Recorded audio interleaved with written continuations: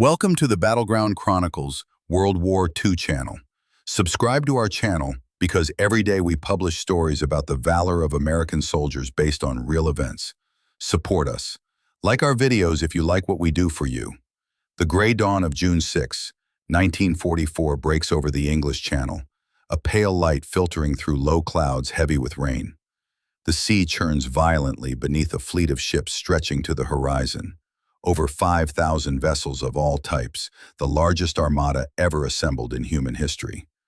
The water itself seems alive with violent motion, waves cresting at 6 feet, making even the hardened sailors aboard the USS Texas and HMS Glasgow ill. Inside the landing craft, men of the 2nd Ranger Battalion sit in rigid silence, their faces masks of tension. They shiver, not just from the cold spray washing over the gunwales, but from the knowledge of what awaits them.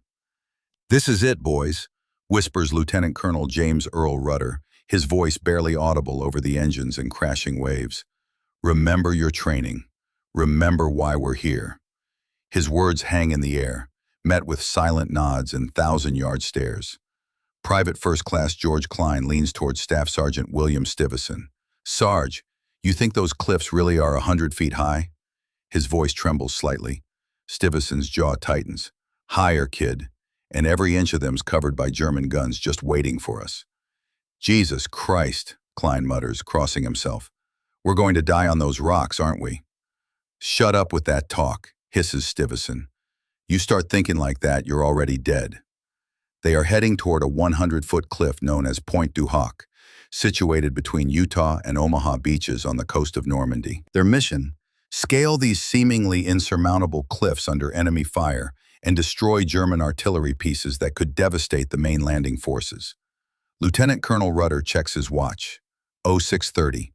The operation has already been delayed by 40 minutes due to rough seas. Every minute costs lives elsewhere along the invasion front.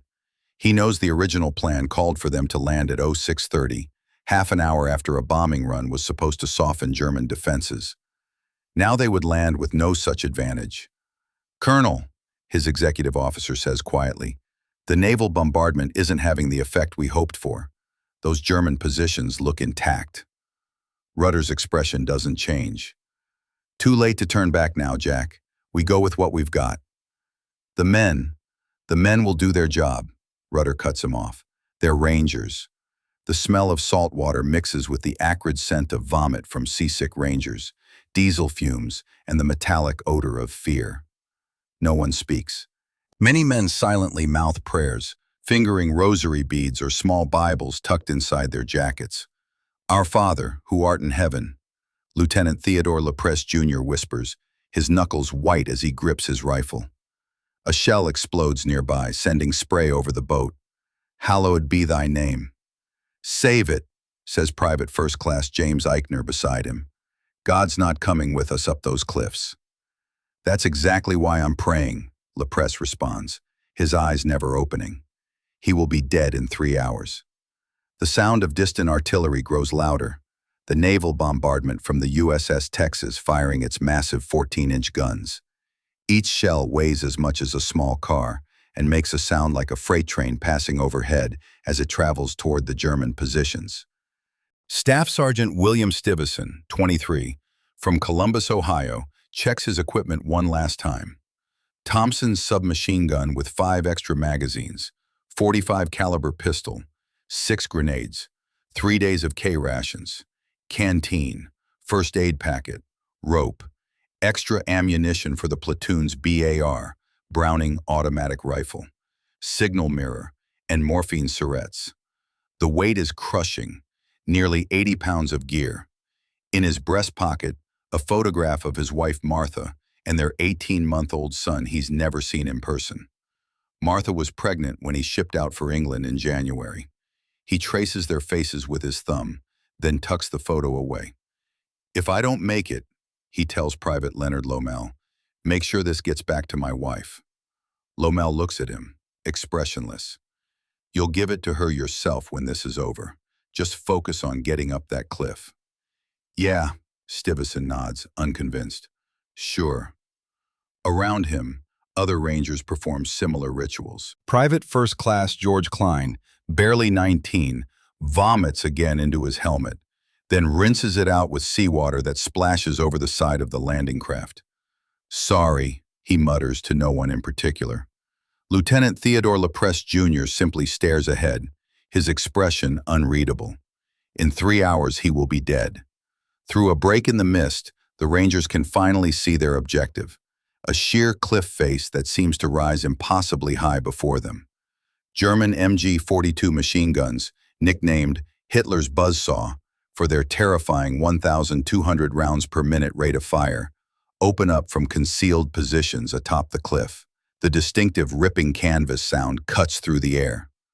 "God almighty," gasps a Ranger at the front of the boat. "Listen to that sound, like the devil's own sewing machine." The first bullets strike the water around the landing craft, sending up small geysers. A Ranger beside Sergeant William Elrod Petty slumps forward, a neat hole in his helmet. Blood pools at his feet, mixing with the seawater sloshing in the bottom of the craft. "Jackson's hit," someone shouts. "He's gone," Petty says flatly, checking the man's pulse. "Nothing we can do for him now." "That could have been any of us," whispers a young Ranger, his face pale with shock. "It still could be," Petty replies, meeting his gaze. "Focus on what's ahead, not what's beside you." There is no time to attend to the dead man. The coxswain, a British sailor responsible for steering the landing craft, is hit next. He crumples over the wheel, but somehow maintains enough control to keep the vessel on course. His blood spatters across the control panel. "Someone take the wheel," shouts an officer. "I've got it," responds a Ranger, moving forward to replace the fallen sailor. "Just get us to the beach." The reality of their situation crystallizes. They must land on a narrow strip of beach, scale a 100-foot cliff using ropes and ladders, all while German defenders rain death upon them from multiple fortified positions. Private First Class James Eichner, the battalion's radio operator, later recalled, "It looked like a sheer wall up there. My first thought was, how in the world are we going to get up there?" The landing craft hits the shore with a jarring thud at 0710, 40 minutes behind schedule. The front ramp drops with a metallic clang that resonates like a death knell. The Rangers surge forward into knee-deep water that feels like ice. "Move, move, move," bellows Sergeant Petty. "Don't bunch up, spread out." Immediately, the air is filled with the sound of bullets striking metal, water, and flesh. The beach before them is littered with obstacles. Steel hedgehogs designed to rip open landing craft at high tide, wooden stakes pointing seaward, and coils of barbed wire. The wet sand offers no protection. Staff Sergeant Joseph D'Alessandris watches as 3 men from his boat are cut down before even reaching the beach. One takes a bullet through the throat, his dying scream lost in a gurgle of blood. Another is hit in the abdomen, the force spinning him around before he falls face first into the water. The third simply disappears, presumably pulled under by the weight of his equipment after being wounded. "Keep moving," D'Alessandris screams, his voice cracking. "Don't stop for anything. The beach is death."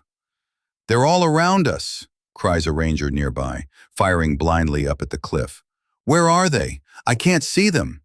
"Just get to the base of the cliff," D'Alessandris orders. "There's no cover here." The Rangers drag themselves forward, weighted down by 80 pounds of equipment each. They run, crawl, and stumble toward the base of the cliff, seeking any cover from the murderous fire above. The German defenders have pre-sighted every inch of the beach. There is nowhere to hide.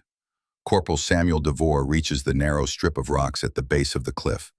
A bullet grazes his helmet, leaving a furrow in the steel but miraculously not penetrating.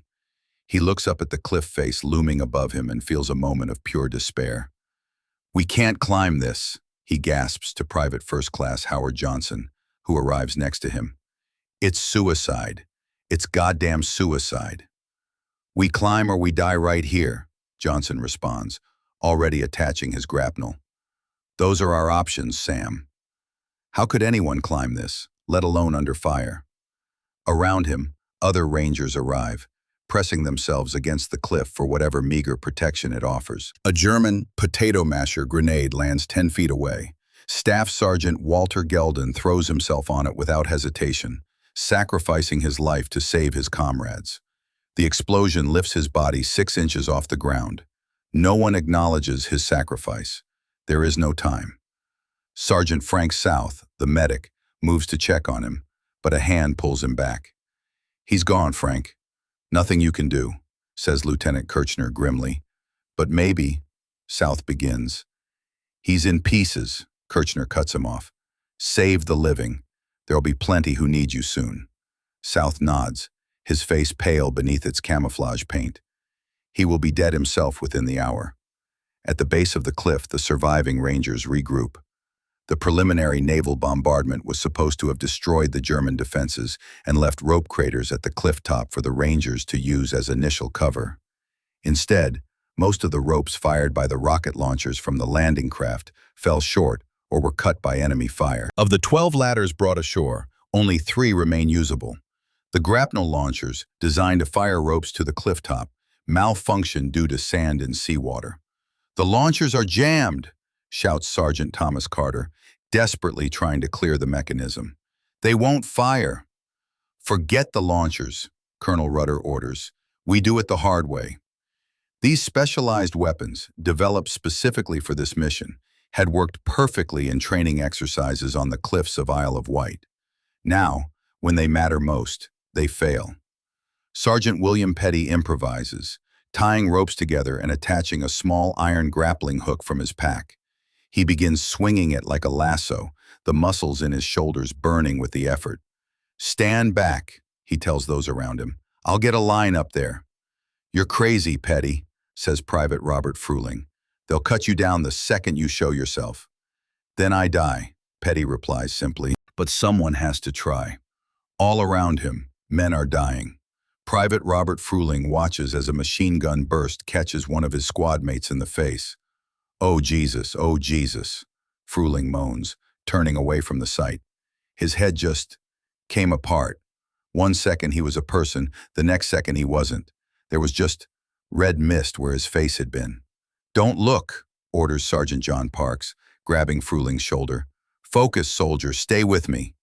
Another bullet kicks up sand at Fruehling's feet, bringing him back to the moment. Petty hurls the grapnel upward with all his strength. It sails over the cliff edge, disappearing from sight. He pulls to test it. It holds. "Got it!" he shouts. "First team, up the rope, move." The ascent begins in earnest. Rangers start climbing the ropes in teams, covering each other as best they can. Private First Class Julius Belcher goes first up Petty's rope. Halfway up, a German defender appears at the cliff edge directly above him. Belcher has no way to defend himself. Both hands grip the rope, and his Thompson submachine gun is slung across his back. "Above you!" someone shouts from below. "Crowd at 12 o'clock!" Belcher looks up, meets the German's eyes. Time seems to freeze. The German takes careful aim with his Mauser rifle. Belcher can see the man's finger tightening on the trigger. "No, no, no," Belcher whispers, unable to move. A shot rings out from below. The German's head snaps back, a red hole appearing in his forehead. He topples forward, falling past Belcher to the rocks below. Looking down, Belcher sees Staff Sergeant Sigurd Sundby lowering his M1 Garand rifle, a thin trail of smoke still rising from its barrel. Sundby nods once, then begins his own climb up an adjacent rope. "Thank you," Belcher mouths silently, then continues climbing, his arms burning with the effort. From above, German defenders roll grenades down the cliff face. The explosions send men plummeting to their deaths. Others are picked off by snipers as they climb, their bodies dangling from the ropes like grotesque ornaments. Lieutenant George Kirchner, 27, a former law student from Baltimore, watches as a ranger 20 feet above him on a rope ladder takes a bullet to the head. The man's grip loosens, and he falls backward, taking 2 other climbers with him to the rocks below. "Look out below!" Kirchner shouts, unable to do anything else. The falling men scream as they plunge, their cries cut short by impact. The sound their bodies make upon impact is lost amid the cacophony of battle, but Kirchner would later describe it as something that never leaves you. It wasn't the sound itself, but knowing what it meant, that 3 more of your friends were gone in an instant. "Keep climbing," he orders, forcing himself to focus upward. "Don't stop, no matter what." Still, the Rangers continue to climb. Their training had instilled one primary rule: keep moving forward, no matter what. The mission comes first. Captain Ralph Goranson leads his Company D up the eastern face of the cliff. A German machine gun nest targets his group, cutting the climbing rope above him. 3 Rangers fall. "Rope's cut!" someone screams. And then there are just bodies tumbling past him. Goranson, halfway up, manages to swing to another rope, tearing muscles in his shoulder in the process. The pain is excruciating, but he continues to climb. "Captain, your shoulder!" calls out Lieutenant Eichner from nearby. "Forget it," Goranson grunts through clenched teeth. "Just get to the top." Beneath him, Private Paul Schwab loses his grip when shrapnel from a grenade tears into his left arm. He falls 30 feet but miraculously survives, though both ankles are broken by the impact. "My legs!" he gasps, the pain overwhelming. "I can't feel my legs." "Don't move," says a medic who reaches him. "Your ankles are shattered." "Get up that cliff," Schwab orders, gritting his teeth. "I'll cover you." He drags himself to a small depression at the base of the cliff and continues to provide covering fire with his rifle, despite bleeding profusely from multiple wounds. "I'm still in this fight," he mutters to himself, chambering around. Still in this fight. He will eventually lose consciousness from blood loss, but will survive to be evacuated the next day. Staff Sergeant William "Hoopy" Hooper reaches the top first, pulling himself over the edge at 0740. He immediately encounters a German bunker. Drawing his .45 caliber pistol, he fires 3 shots through the observation slit. A scream confirms his aim was true. "Got you, you bastard," Hooper whispers, checking the surrounding area. He signals to others below that he has secured a position. More Rangers follow, securing a tenuous foothold atop the cliff. Private First Class Leonard Lomell, a former law enforcement officer from New Jersey, is one of the next to reach the top. What he sees shocks him. The terrain is unrecognizable, a lunar landscape of shell craters and churned earth. "My God," Lomell breathes, taking in the devastation. "It's like the end of the world up here." "Stay focused," Hooper tells him. "Germans everywhere." The naval bombardment had been more effective than they realized, though it had failed to neutralize the defenders. The air is thick with cordite and the coppery smell of blood.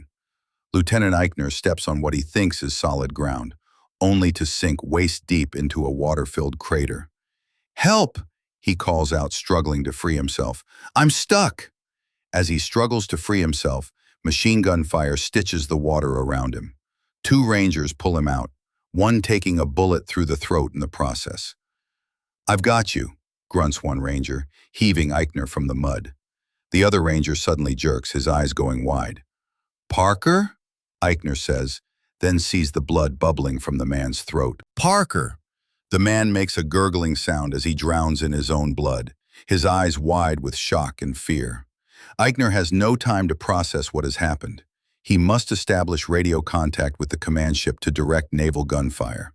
"Parker's gone," says the surviving Ranger who helped pull him out. "We need to move, now." "But he just saved my life," Eichner protests, staring at the body. "And if you stay here, he died for nothing," the Ranger responds harshly. "Set up your radio. That's what you're here for." Private First Class Randall Ching, a Chinese-American Ranger who had faced discrimination in civilian life but found acceptance among the Rangers, moves forward with extraordinary calm. Armed with a BAR, he provides covering fire as more men reach the top. A German soldier rises from a camouflaged position 10 yards to his right. "On your right!" shouts Sergeant William Petty. Ching swings his weapon and fires a 3-round burst that catches the German in the chest. The man falls backward into the crater he had been hiding in. Ching continues scanning for targets, seemingly untouched by the chaos around him. "How do you stay so calm?" asks Private First Class Howard Johnson, crawling up beside him. "Fear is a choice," Ching replies without taking his eyes off the battlefield. I choose not to feel it. Later, his comrades would recall his almost supernatural composure under fire. He moved like he was on a training exercise, not in the middle of hell itself. Private First Class Howard Johnson would write in his memoir. By 0745, Colonel Rudder himself has reached the top of the cliff with about 75 men, less than half of the force that began the assault. They have secured a small perimeter, but are far from accomplishing their mission. The German counterattack begins almost immediately. From concealed trenches and bunkers, the defenders open fire.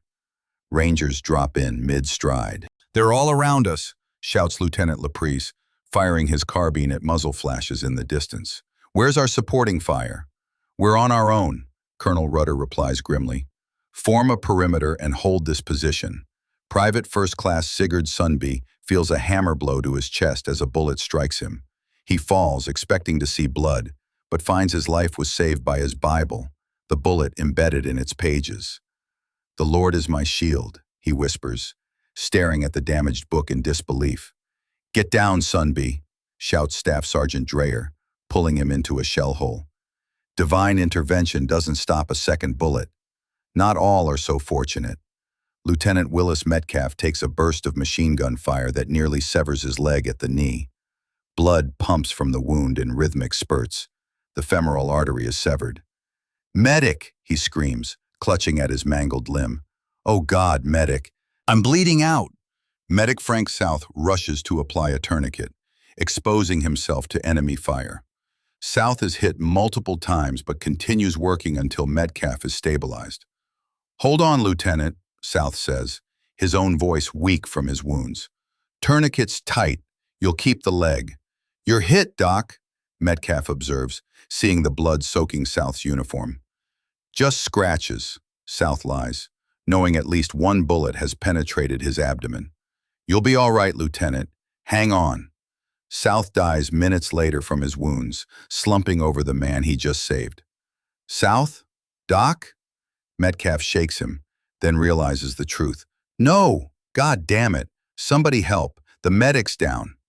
But there is no one to help. Every able-bodied ranger is engaged in the desperate fight to establish a defensible position. The Rangers fight their way inland toward their primary objective, the artillery battery that threatens the landing beaches. Captain Otto Masny leads a squad through a trench network, engaging in vicious hand-to-hand combat. The fighting is savage and intimate. One German soldier lunges at Masny with a bayonet. Masny parries the thrust with his Thompson submachine gun, which jams in the process. He draws his trench knife and slashes upward, catching the German under the chin. The blade penetrates into the brain, killing the man instantly. "Die, you Nazi bastard!" Masny growls, wrenching the knife free. Blood sprays across his face as he pulls the blade out. He continues forward, leaving the body where it falls. Private Leonard Lomell recalls, "You could smell their breath. You could see the white of their eyes. And then you pulled the trigger and watched the light go out." "This isn't war," Lomell whispers to Staff Sergeant Jack Kuhn as they move through the trenches. "This is slaughter, like killing animals in a pen." "Just keep moving," Kuhn replies, his eyes scanning for threats. "Kill them before they kill you. That's all that matters now." The Rangers use grenades, bayonets, knives, and even entrenching tools as weapons. In one bunker, Sergeant Jerome Boylan finds himself face-to-face with a German officer. Both men's weapons are empty. They grapple in the darkness, each trying to gain the advantage. "Stirb, Amerikanischer Hund! Die, American dog!" the German snarls, attempting to gouge Boylan's eyes. "Not today, Fritz," Boylan grunts, headbutting the German and stunning him momentarily. Boylan finally manages to force the German's head against a concrete wall, repeatedly smashing it until the man stops moving. When he emerges from the bunker, his comrades barely recognize him, his uniform soaked in blood, none of it his own. "Jesus, Jerry," gasps Private First Class Williams. "What happened in there?" "Don't ask," Boylan replies, his voice flat. "Just don't ask." The Rangers move in teams, clearing one German position after another. Private First Class Russell Winteringham covers a doorway, while Staff Sergeant John Parks throws a grenade into a concrete pillbox. The explosion is followed by screams. "Mine bine! Mine bine! My leg!" Comes an agonized cry from inside. Parks enters, his Thompson at the ready. Two German soldiers lie wounded but alive. One reaches for a pistol. Parks fires a burst that nearly cuts the man in half at the waist. The other German raises his hands in surrender. Bitte, he pleads. Ich habe Kinder. Please, I have children. Parks hesitates, then motions for the man to stand. As the German rises, another ranger, Private First Class David Johnson, appears in the doorway and fires without warning. The German crumples, shot through the head. Parks turns to Johnson in shock and anger. "He was surrendering," Parks shouts. "What the hell is wrong with you?" Johnson's face remains impassive. "No prisoners," he says flatly. "They didn't take any of ours." "That's not how we operate," Parks insists, grabbing Johnson by his jacket. "We're rangers, not murderers." "Tell that to Jackson," Johnson replies, referring to a ranger killed in the landing craft. "Or Miller, or any of the others. You think these bastards would have taken prisoners if they had the upper hand?" Parks says nothing, but the incident will haunt him for decades. By 0830, the Rangers reach the location where intelligence indicated the artillery battery would be. They find only wooden dummy guns, part of an elaborate German deception. The real 155mm artillery pieces, massive howitzers capable of firing shells weighing over 100 pounds more than 14 miles, are nowhere to be seen. Colonel Rudder's expression remains stoic, but inwardly he feels a wave of despair. "Where are the damn guns?" he demands, staring at the wooden mock-ups. "Intelligence said they'd be here." "Could be anywhere within a few miles," his executive officer replied. "We need to find them before they open up on the beaches." "All of this," Rudder gestures to the carnage around them. "For nothing?" "Not yet, sir," the officer says. "We can still complete the mission." Had men died for nothing? Lieutenant Lomell and Staff Sergeant Jack Kuhn set out to locate the missing guns. Moving through hedgerows, the thick, ancient berms topped with dense vegetation that compartmentalized the Norman countryside, they stumble upon 5 155mm howitzers hidden in an apple orchard about a kilometer from the cliff. The guns are positioned to fire on Omaha Beach, loaded and ready, with ammunition stacked nearby. The German gun crews are gathered around a field kitchen, eating breakfast, their weapons stacked against a nearby tree. "Look at them," whispers Kuhn, observing through binoculars. "Eating breakfast like it's just another day." "For them it is," Lomell replies. "They have no idea we're here." 5 guns, Kuhn counts. Crews of about 8 men each. "We're outnumbered." "Doesn't matter," Lomell says grimly. "Those guns can't be allowed to fire." They clearly feel safe this far from the beach, unaware that American forces have penetrated inland. Lomell and Kuhn wait until a nearby German patrol passes, then move in silently. Lomell, carrying a pack of thermite grenades, special incendiary devices designed to create heat so intense it can melt metal, approaches the first gun. "Cover me," he mouths to Kuhn, who nods and scans for threats. He places a grenade on the breech mechanism and pulls the pin. The thermite ignites with a blinding flash and a shower of sparks, reaching temperatures of over 4,000 degrees Fahrenheit. The metal of the gun's elevating mechanism melts like butter. "Was ist das?" "What is that? What is that?" a German gunner shouts, noticing the flash from the field kitchen. "Alarm! Amerikaner!" "Move fast," Kuhn urges. "They've spotted us." Lomell moves to the next gun while Kuhn stands guard. For the last gun, they run out of thermite grenades. Lomell uses a captured German potato masher grenade to destroy the sights. Without these components, the guns are useless. "That's it," Lomell announces. "They're done for." "Time to go," Kuhn responds, already backing away as German soldiers rush toward the guns. Their primary mission is accomplished, but the fight for survival has just begun. As they prepare to withdraw, the German gun crews notice the smoke rising from their ruined weapons. Shouts of alarm go up. Kuhn and Lomell run, German bullets kicking up dirt at their heels. "Move! Move! Move!" Lomell shouts as bullets whistle past his head. I'm hit! Kuhn suddenly gasps, stumbling as a bullet tears through his left calf. Keep moving! Lomell grabs him by the collar, half dragging him. We're almost back to our lines. They make it back to Ranger lines, but not before Kuhn takes a bullet through his left calf. The wound is painful, but not life-threatening. He continues to fight for the next 2 days despite the injury. Did you find them? Colonel Rudder demands as they return. 5 155s, sir, Lomell reports, breathless, hidden in an orchard a kilometer inland. They're destroyed, breech blocks and sights. They won't be firing on anyone. Good work, Ranger, Rudder says, the relief evident in his voice despite his stoic expression. That's why we came here. Back at the clifftop, Colonel Rudder establishes a defensive perimeter.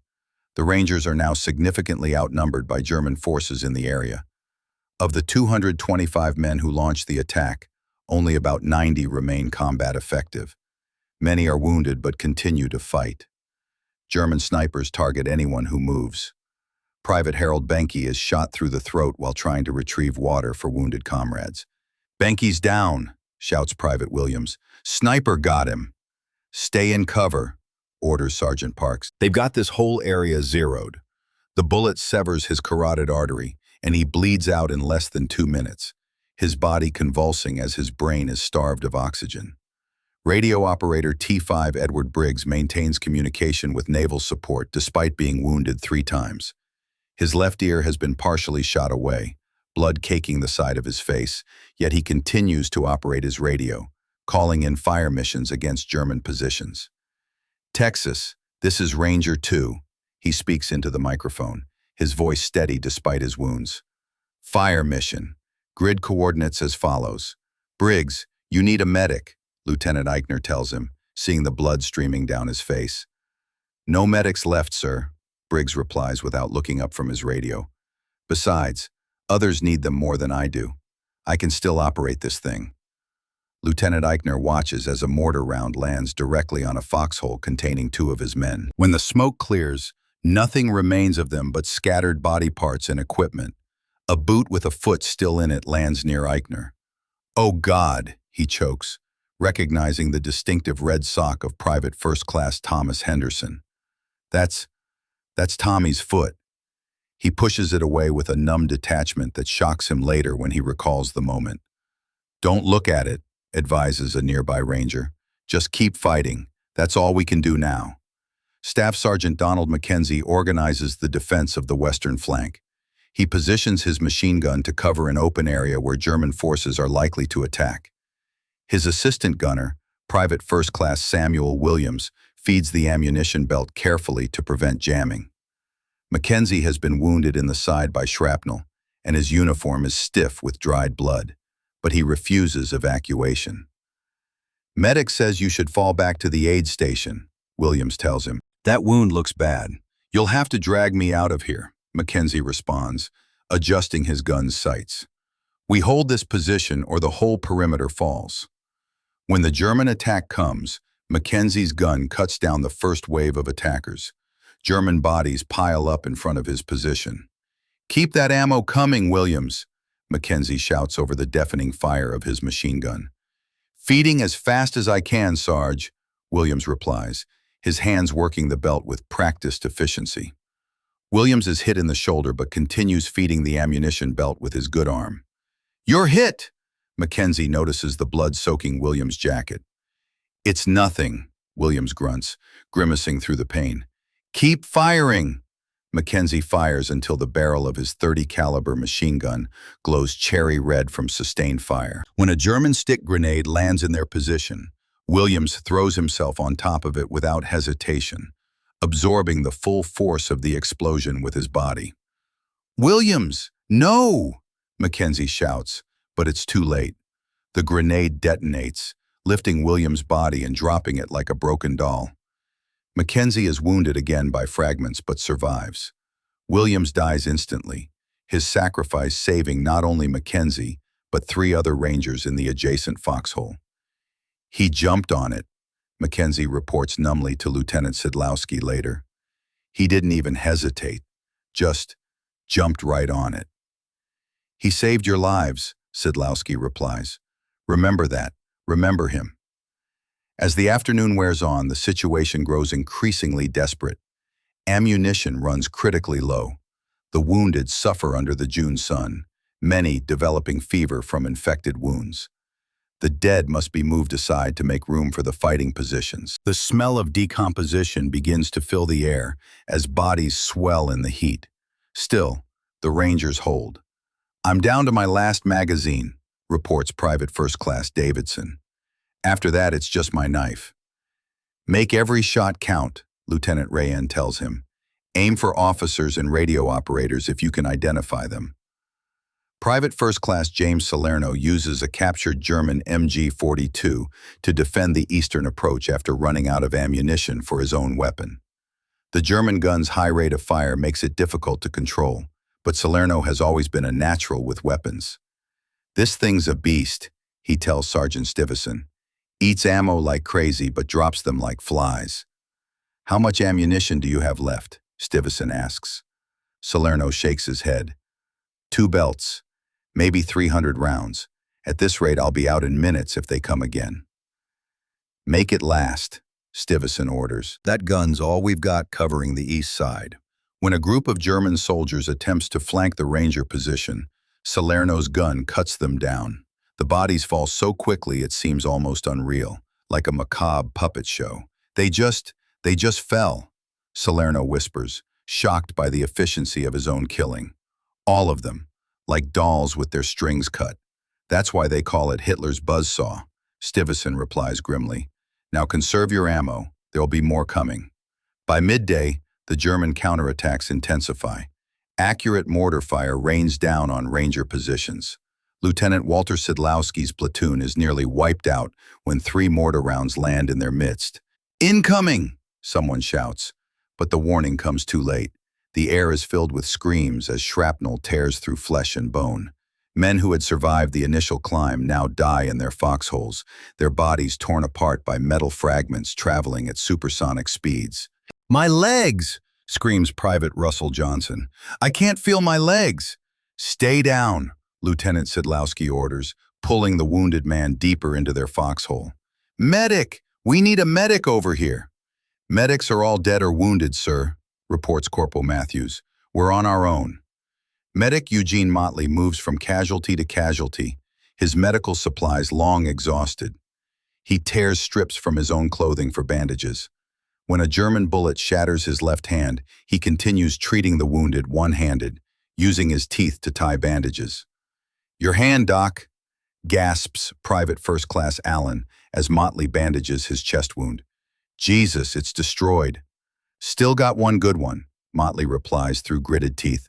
"Hold still, this is going to hurt." His actions will later earn him the Silver Star, though he will lose the hand to amputation. The expected reinforcements from Omaha Beach have not arrived. Unknown to the Rangers at Pointe du Hoc, the landings at Omaha Beach have gone terribly wrong. Thousands of American soldiers are pinned down under withering German fire, unable to advance. The relief force that was supposed to link up with the Rangers by noon cannot break through. Colonel Rudder sends his famous radio message. "Badly in need of ammunition and reinforcements. Many casualties." The reply comes back with crushing simplicity. "No reinforcements available." "What do we do now, Colonel?" asks his executive officer, the strain evident in his voice. "We hold," Rudder replies, looking out over his diminished command. "We came here to do a job and we've done it. Now we hold until help arrives. And if it doesn't," Rudder's eyes harden, "then we hold until the last man." These men didn't climb those cliffs to surrender. Private First Class Wenzel Malicha finds himself defending a shell crater with 3 other Rangers. A German machine gun has them pinned down. Each time one of them attempts to return fire, the machine gun focuses on their position. They are effectively trapped. "We can't stay here," says Private Johnson. "They'll pick us off one by one." "We can't move either," replies Sergeant Kenneth Bargman. "That MG has us zeroed." "We're going to die in this hole," whispers Private Crawford, his face pale with fear. "No, we're not," Malicha says firmly. "I have an idea." Malicha notices a damaged German helmet nearby. Using a stick, He carefully raises the helmet above the edge of their crater. "What are you doing?" hisses Crawford. "Creating a distraction," Militia explains. "When they fire at the helmet, Bargman will locate the gun position. Then we can take it out."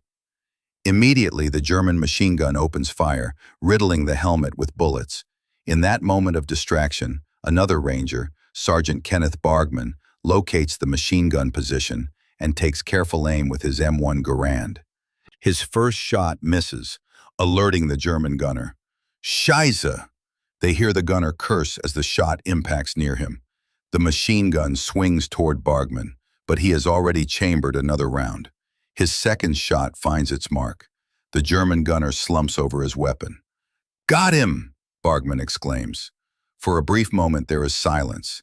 Then another German takes the fallen gunner's place. The cycle of violence continues unabated. "Damn it!" Bargman curses. "There's another one." "Keep trying," Malika encourages. "We'll get out of this hole yet." As afternoon wears on, the Rangers' situation grows desperate. Ammunition runs critically low. German forces begin probing attacks from multiple directions. In one sector, Sergeant Warren, Rocky, Rulian, and 3 other Rangers hold off repeated assaults. When they run out of ammunition, they resort to throwing rocks to make the Germans think they still have grenades. "Out of ammo," reports Private Henderson, dropping his empty rifle. "What now, Sarge?" "Grab those rocks," Rulian orders, pointing to debris from a collapsed bunker. "Throw them like grenades. Make the Krauts keep their heads down." "Rocks?" Henderson looks incredulous. "Against machine guns?" "They don't know they're rocks until they land," Rulian explains. "By then, we'll have bought a few more seconds." The deception works temporarily, buying precious minutes. During one assault, a German soldier reaches their position. Rulian, out of ammunition, picks up a discarded helmet and strikes the man with such force that the helmet cracks. "Die, you bastard!" he roars, bringing the helmet down again and again. The fight devolves into pure savagery. Private First Class Richard Hathaway is found dead with his hands locked around the throat of a German soldier he killed in his final moments. Both men's eyes are open, staring at each other in death as they had in the final moments of life. "Look at Hathaway and that Kraut," whispers Private Jenkins. "Died killing each other. That's how this whole damn war is going to end," replies Sergeant Petty grimly. "All of us, hands around each other's throats." Sergeant William Dreyer mans an observation post in what remains of a German bunker. Through his binoculars, he watches German reinforcements moving toward Pointe du Hoc from the village of Grand Camp, 2 kilometers to the west. "More Krauts coming," he reports to Lieutenant Eichner. "At least a company, maybe more. Heavy weapons, too." "God help us," Eichner mutters. "We've got maybe 20 men still able to fight effectively." "Call in naval fire," Dreyer suggests. "It's our only hope." He counts at least a company-sized element, far more than the depleted Rangers can hope to repel. He radios the coordinates to Lieutenant Eichner, who calls in naval gunfire. The USS Texas responds, its massive 14-inch guns firing in sequence. The shells make a sound like a freight train passing overhead before impacting in and around the German formation. "Direct hit!" Dreyer exults, watching through his binoculars. "They're scattered, dozens down." Bodies and earth erupt in geysers of destruction. The attack is broken up, but Dreyer knows more will come. The Germans are determined to eliminate the Ranger force that has established itself behind their lines. "They'll be back," he tells Eichner, "and we can't count on the Texas being available next time." "Then we make our stand here," Eichner responds, checking his sidearm, his last remaining weapon. "For however long we can." Night falls, bringing no respite. German infiltrators slip through Ranger lines wearing captured American uniforms. In the confusion of darkness, friendly fire incidents occur. Sergeant William Stivison challenges a figure approaching his position. "Flash," he calls out, using the recognition code for the day. The response should be, "Thunder." The figure hesitates, then responds with an accent, "Thunder." Stivison's eyes narrow. The pronunciation is wrong. "Advance and be recognized," he orders, raising his rifle. As the figure steps forward, Stivison notices the German boots beneath American trousers. He fires without hesitation, killing an infiltrator wearing an American jacket over a German uniform. "Nice try, Fritz," he mutters, approaching the body cautiously. "But you should have studied our footwear too." He strips the body of weapons and ammunition, adding them to the Rangers' dwindling supply. Throughout the night, star shells and flares cast an eerie, shifting light over the battlefield, transforming familiar faces into grotesque masks. The wounded suffer in silence, knowing that cries of pain will draw enemy fire or reveal positions. Those with abdominal wounds die slowly, begging their comrades to end their suffering. "Please," whispers Lieutenant Michael Salafia, holding his exposed intestines with bloody hands. "Just end it. I can't take it anymore." "Hang on, Lieutenant," says Private First Class Gordon Poole, trying to comfort him. "Medic's coming." "Don't lie to me," Salafia gasps. "I know there's no medics left. Please, Poole, as a friend, end it." "I can't do that, sir," Poole replies, tears streaming down his face. "I just can't." Medics, out of morphine, can offer little comfort. Private First Class Gordon Poole sits with Lieutenant Michael Salafia, whose intestines have been exposed by a shrapnel wound. Salafia knows he is dying and asks Poole to write a letter to his wife. Poole has no paper, so Salafia dictates the letter and Poole commits it to memory, word for word. "Tell Catherine I wasn't afraid," Salafia whispers, his voice growing weaker. "Tell her I thought of her at the end, and that I hope she finds happiness again someday." "I'll tell her," Poole promises, his voice breaking. "Every word, exactly as you said it." "Thank you," Salafia replies. His breathing becomes more labored. "I'm cold, Gordon, so cold." "I'm here, sir," Poole says, holding his hand. "I'm right here with you." Poole nods, fighting back tears. "I'll tell her, Lieutenant, I promise." Salafia dies just before dawn. Poole will keep his promise, delivering the message to Catherine Salafia in person after the war. She will later write to him that those words were the only thing that allowed her to move forward with her life. Dawn of June 7 breaks over a hellscape. The Rangers' perimeter has shrunk overnight. The ground is littered with bodies, American and German alike. The smell of death hangs heavy in the air. Flies begin to gather on the corpses that bake in the morning sun. Lieutenant Elmer Vermeer, wounded in both legs, drags himself from position to position, redistributing ammunition from the dead to the living. "2 magazines here," he tells Private Jenkins, handing over the precious ammunition. "Make them count." "Sir, you should be at the aid station," Jenkins says, seeing the lieutenant's badly wounded legs. "Aid station's just a place to die more comfortably," Vermeer replies grimly. "I'd rather die fighting." Each bullet is precious now. Colonel Rudder, himself wounded twice, continues to direct the defense. A German bullet has shattered his left arm, leaving it useless. Another has grazed his side, leaving a furrow of torn flesh that has been hastily bandaged. Still, he refuses evacuation. His presence is vital to morale. "Colonel, you need medical attention," his executive officer insists. "That arm could become infected." "When relief arrives," Rudder replies stubbornly. "Not before." The Rangers' radio, their lifeline to naval support, begins to fail as its batteries die. They are truly alone. "Battery's almost gone," reports the radio operator. "Maybe one more transmission, then we're cut off completely." "Save it," Rudder orders. "We might need it more later." Sergeant Albert Liddell maintains a casualty collection point in the remains of a German communications bunker. The wounded lie on the concrete floor, some conscious and in pain, others mercifully unconscious. Liddell has no medical training, but the medics are either dead or needed at the perimeter. He does what he can, changing bandages, giving water, and offering words of encouragement. "Water," croaks a wounded Ranger, his lips cracked and bleeding. "Please, water." "Just a sip," Liddell tells him, holding a canteen to his mouth. "We're running low." Private James Davidson has lost both legs to a mine. He remains conscious, his face a mask of pain and shock. "Am I going to die, Sarge?" he asks Liddell. Liddell looks at the crude tourniquets around Davidson's thighs, the pallor of his skin, and knows the answer. Still, he lies. "You'll be fine, Davidson. We'll get you out of here soon."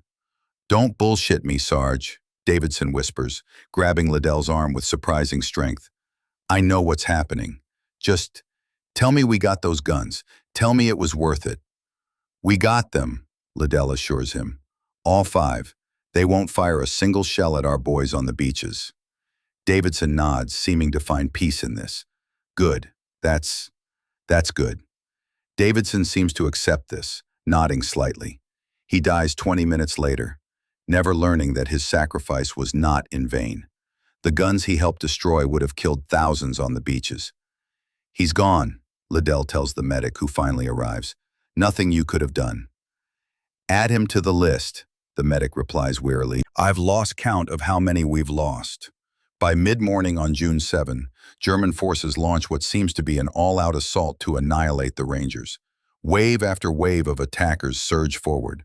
The Rangers' remaining machine guns overheat from constant firing. Gunner Patrick Cohn watches in horror as the barrel of his .30 caliber machine gun glows red hot, then warps from the heat. "Gun's overheating!" he shouts to his assistant gunner. "Barrel's warping!" "Keep firing until it jams," orders Sergeant Mackenzie. "It's all we've got covering the south approach." Still, he continues firing until the gun jams permanently. He switches to his M1 Garand rifle, taking careful aim at each target to make every bullet count. When the Germans reach within grenade range, the fighting becomes even more intimate and desperate. "They're inside our perimeter," Lieutenant Reagan shouts. "All Rangers, close quarters combat. Draw knives," Private First Class Charles Winfield recalls.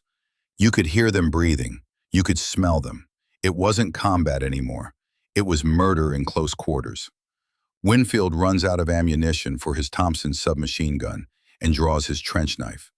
When a German soldier leaps into his foxhole, Winfield meets him with the blade, driving it up under the rib cage into the heart. "Für Deutschland," the German gasps as the knife penetrates his heart. "For my dead friends," Winfield snarls back, twisting the blade. The German's eyes widen in shock, then go vacant. Winfield pushes the body aside and prepares to meet the next attacker. "They just keep coming," he mutters, wiping the bloody knife on his pants. "How many more can there be?" In another sector, Staff Sergeant Hermann Stein has established a sniper position in a partially collapsed German bunker. Using a captured German Mauser rifle with a telescopic sight, he methodically picks off enemy officers and NCOs. His accuracy is uncanny, a product of years spent hunting in the mountains of West Virginia before the war. "Another one down," he whispers to himself after each successful shot. "That's for Johnny. That's for Mike. That's for all of them."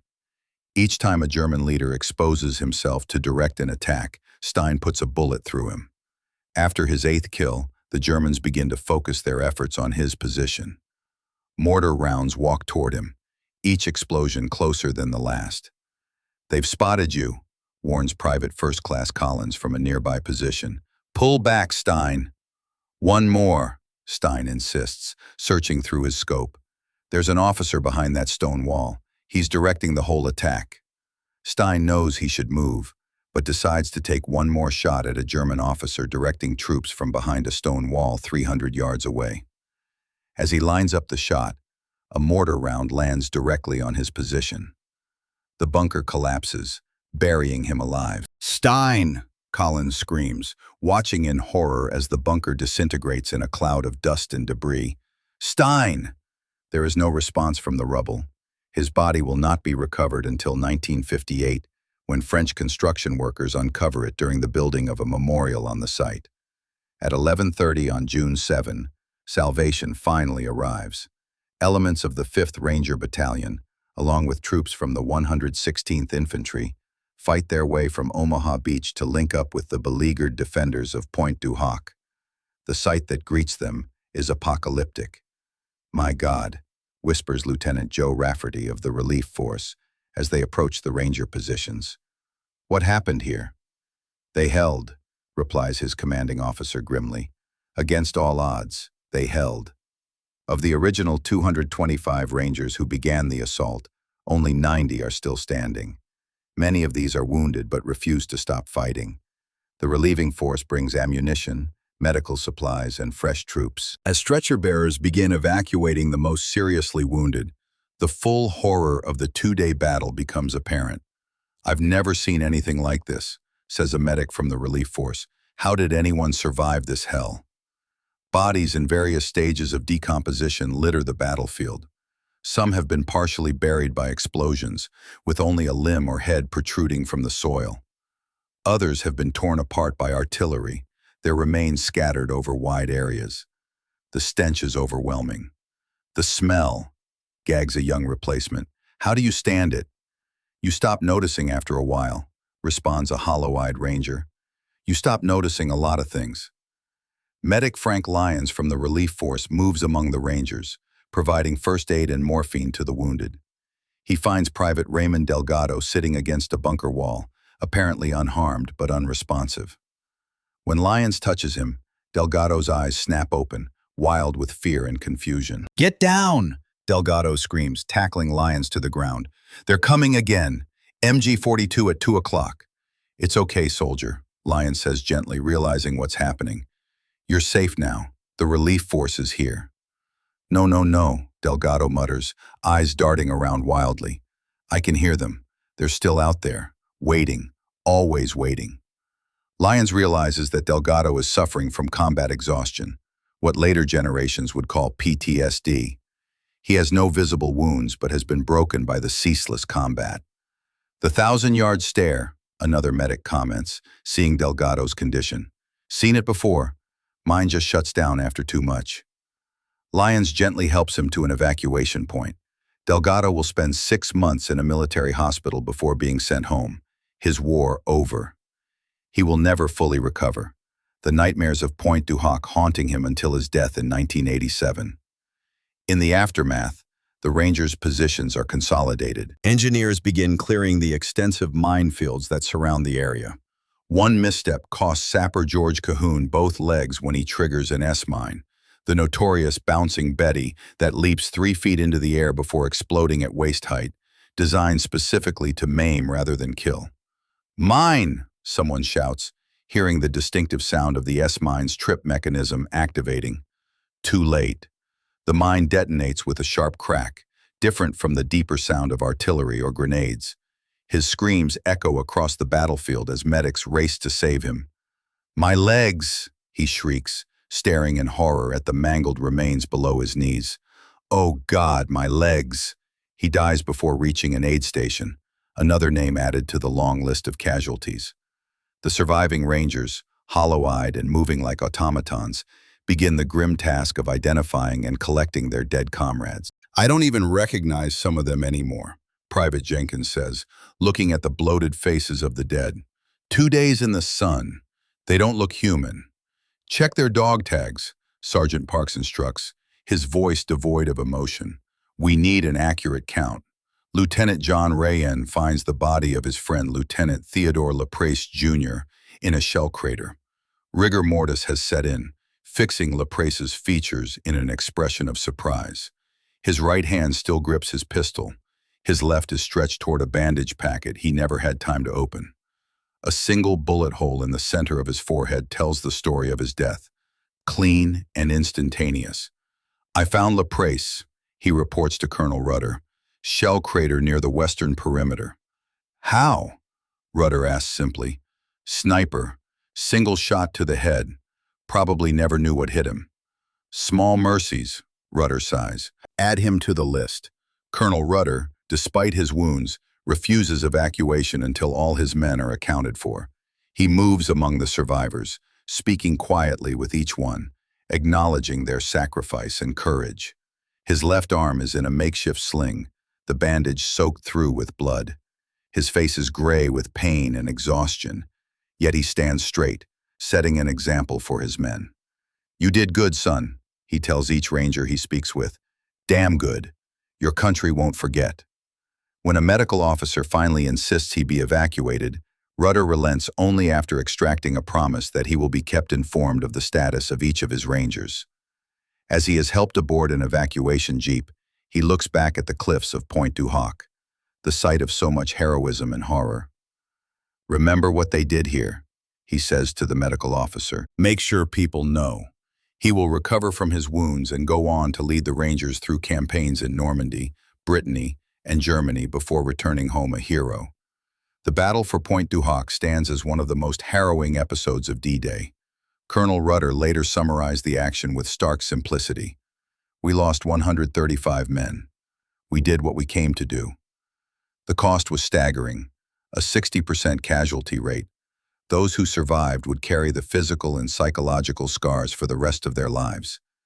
Many reported recurring nightmares in which they were back on those cliffs, endlessly climbing as comrades fell around them. Others could never escape the sensory memories, the sounds of MG-42s firing, the smell of death, the taste of fear. For their extraordinary courage, the 2nd Ranger Battalion received the Presidential Unit Citation. Individuals received numerous decorations for valor, many posthumously. Lieutenant Lomell, who destroyed the German guns with Staff Sergeant Kuhn, received the Distinguished Service Cross, second only to the Medal of Honor. Yet no decoration could compensate for what these men had endured and witnessed. In the decades since D-Day, survivors of Pointe du Hoc have provided testimony that forms the historical record of the battle. Their accounts, often given decades after the events, retain a disturbing clarity. Time did not dull these memories.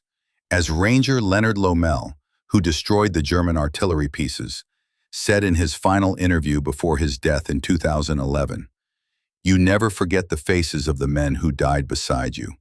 You never forget the sounds they made. And you never, ever forget that it could have been you instead of them." That's the real horror of war. Knowing it could have been you, and sometimes wishing it had been. The legacy of Pointe du Hoc extends beyond the battlefield itself. On the 40th anniversary of D-Day in 1984, President Ronald Reagan delivered one of his most famous speeches at the site, addressing the surviving boys of Pointe du Hoc who were present for the ceremony. "These are the men who took the cliffs," Reagan declared. "These are the champions who helped free a continent. These are the heroes who helped end a war." His words captured the essence of their achievement, but could never fully convey the horror they experienced to accomplish it. For those who study military history, Pointe du Hoc remains a case study in courage, leadership, and the terrible cost of war. For the families of those who fought there, it represents both pride and enduring loss.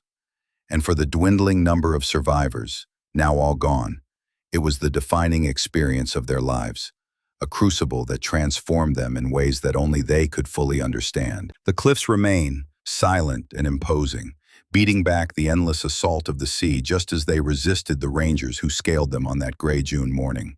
They stand as a monument, not just to those who fought and died there, but to the extremes of human experience, the depths of horror, and the heights of courage that emerged in one small corner of the vast battlefield that was D-Day. The real horror of Pointe du Hoc lies not in the physical challenges of the assault, or even the terrible casualties suffered, but in the knowledge that ordinary men were asked to do the extraordinary, to face almost certain death for a greater cause. That they did so willingly is their legacy. Thank you for listening. If you are also proud of the bravery of our soldiers, subscribe to our channel so you don't miss out on new historical stories.